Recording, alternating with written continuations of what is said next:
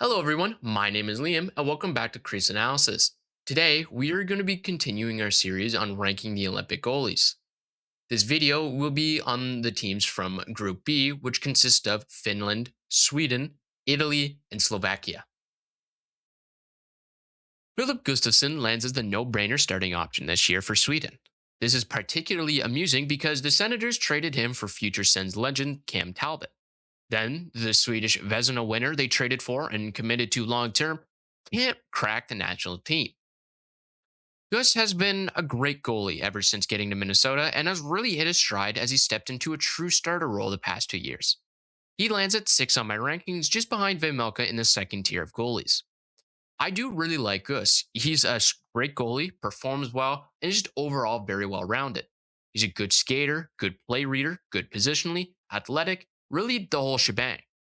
But he isn't necessarily in that upper echelon of goalies because truthfully, he lacks real dynamic separating talent. He's good at everything, even great at most things, but he doesn't necessarily possess any one given top end skill that gives him a real advantage. However, for what he lacks in dynamism, makes up for in pure consistency and composure in his skill set. His calm and efficient play style makes for a reliable goalie with smart decisions and skills that allow him to do most things required of him. However, he has sort of been in a rut recently, looking a little rattled with some tough bounces here and there in the NHL, getting scored on more than he would like. I wonder if he can reset for the Olympics, and I do think he can. In either case, Gus will be commanding the crease for the Olympics and will be more than good enough to net Sweden a gold medal if they so perform like that. The rookie sensation Jesper Wallstedt cracks the Swedish team this year and looks to be the backup to Gus. I guess some things never really change. While Wallstedt is certainly good, it is really weird for a rookie backup goalie to make a best on best roster over a Vezina winner in 2023 and likely play over a guy who is known as a high end starter. But Markstrom and Allmark completely forgot what a save looks like this year, so here we are. The craziest thing is Wallstedt didn't really deserve to be in the NHL based on last year's performance. I'm talking like real bad. Like lost the AHL starter job to Samuel Hlavaj, who, might I add, is battling it out with Cal Peterson right now. Yeah, not a great look. Anyways, Wallstedt still ends up ninth on my list in Tier 3 because, quite frankly, he's been great in the NHL this year, so who even cares about last year? What always made Wallstedt one of the best prospects was how incredible his level of refinement, calmness, and cognition were, and that is certainly translated to the NHL. He's extremely smart, anticipates incredibly well, and is an elite skater with power and precision. And while it's not a main part of his game, he's still athletic with a wide butterfly, good control in extended positions, explosive, and flexible. Raw talent wise, Wallstedt mops the floor with Gus and should be pretty soon surpassing him. But he's still just a rookie, and he is coming off a catastrophic AHL season where I think his main issue was that he was just so rattled the entire year and never really could break out of the funk. He just looked really dejected and upset after every goal, and I think that really compounded and affected him over the course of the year.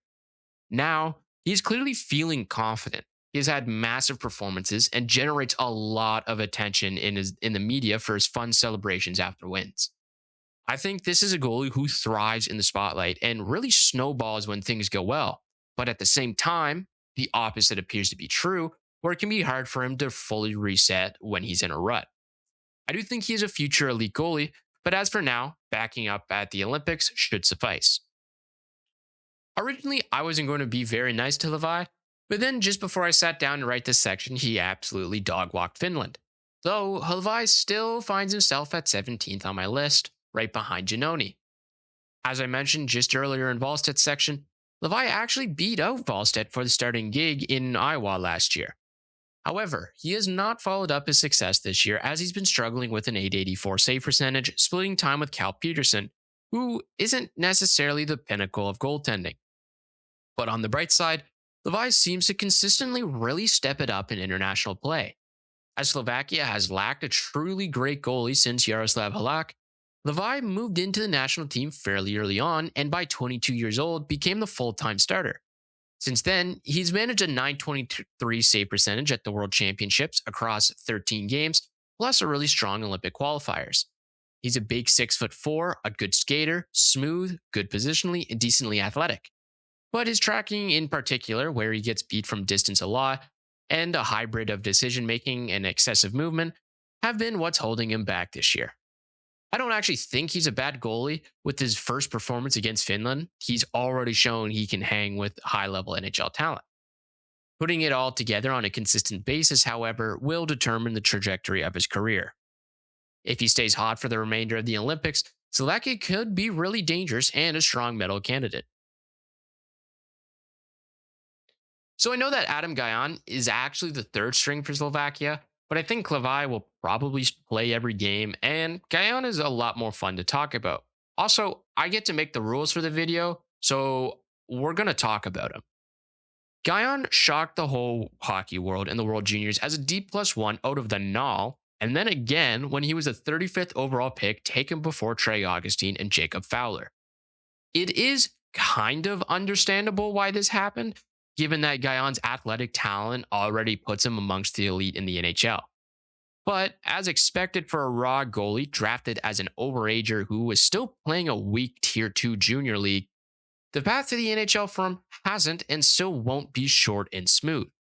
He has hit a lot of bumps, as he wasn't amazing in the USHL after getting drafted and really struggled in college as a freshman. But he has made a ton of strides this year, stepping into the full-time starter spot at Duluth, and has really made a lot of improvements in his game. Obviously, he's still very athletic. His flexibility is absurd, but particularly his mobility and strength in extended positions are next level. But now he has refined his technical game much better and is improving a lot in integrating his physical talents with a much more efficient technical style, letting positioning and skating dominate primarily, not relying on huge movements all the time.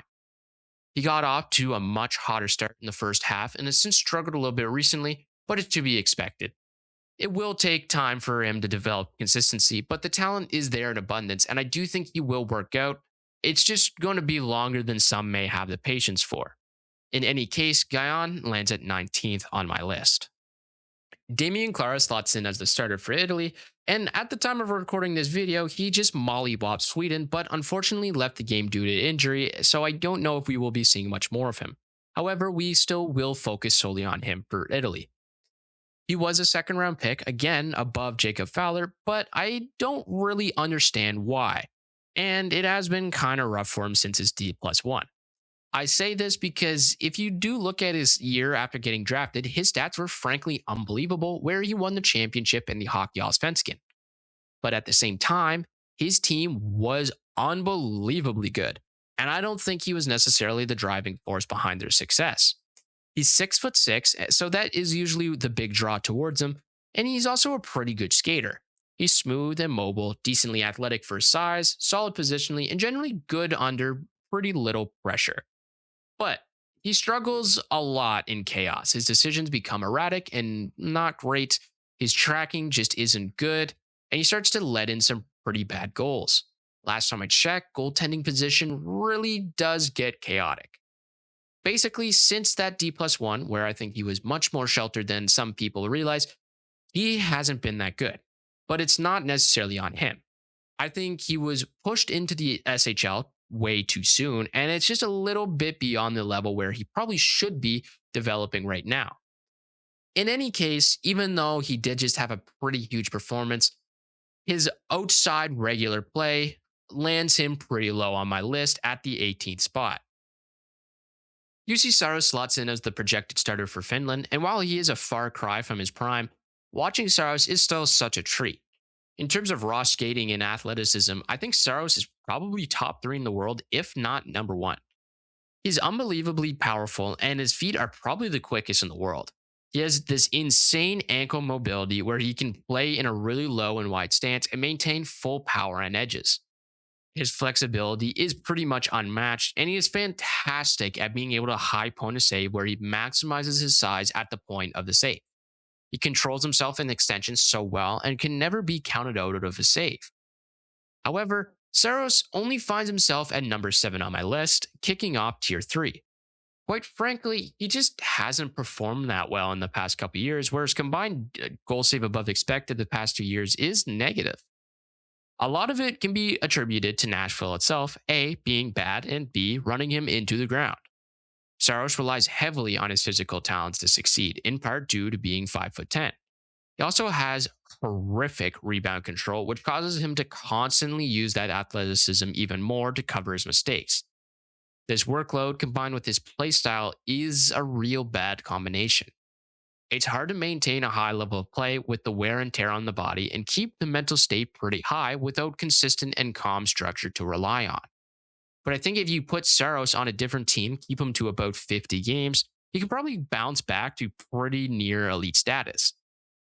In terms of the Olympics, if he comes in fully healthy and in a good mindset, he becomes extremely dangerous with arguably the best ceiling for this tournament. With UPL out hurt, the backup job likely falls to Kevin Lankinen, who is shaky to say the least. Lankinen lands at 10, rounding out tier 3 on my list. He's someone who really fits into a 1B role better, but has somehow gotten himself in a situation where he's practically ended up as the de facto starter in Vancouver due to Demko spontaneously combusting every few minutes. His numbers from 22 to 25 were great, including last year over 51 games. But this year has really not gone his way. A negative goal save above expected and an 876 save percentage to match how bad the entire Vancouver team is. In terms of talent, he plays like a budget Saros, unsurprisingly. He's not that big, he's quick, pretty flexible, has good edges, is explosive, and has really smooth transitions. But his positioning can be pretty bad, with weird depth decisions, often on the rush, where he plays mind-numbingly aggressively and can have very poor angling. Blocker is also generally bad, having just a 770 there. He's an inconsistent goalie who can look like a fish out of water, but catch him in a good game and you may think he's pretty legit. It's doubtful he's called upon much at the Olympics, but he isn't that bad. I just wouldn't want to throw him against Sweden.